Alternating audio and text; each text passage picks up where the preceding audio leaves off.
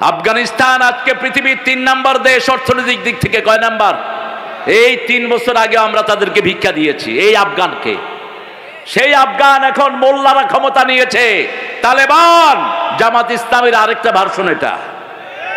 ওদের নেতা আল্লামা মওদুদী, আমাদের দেশের টুন্ডা হুজুররা চিনল না ওনাকে, আজে বাজে কথা বলে, ঠিক না বেটি? বিশ্ববিখ্যাত সিরাত গ্রন্থ যেটা রাহিকুল মাকতুব, এটার অধিকাংশ রেফারেন্স হলো সিরাতে সরওয়ার আলম থেকে। ওটার লেখক কে? আল্লামা মওদুদী।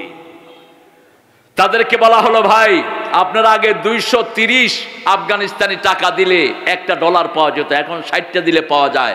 এত উন্নত আপনারা কেমনে হয়েছেন? আপনাদের আফগানিস্তানের গাঁজা আফিম ছাড়া আর কিছুই হতো না। তারা বলছে আমরা কালেমাকে বসিয়েছি ক্ষমতায়, 2 নম্বরে আমরা মহিলাদেরকে ঘরে ঢুকিয়ে দিয়েছি, 3 নম্বরে চোরা কারবার বন্ধ করে দিয়েছি।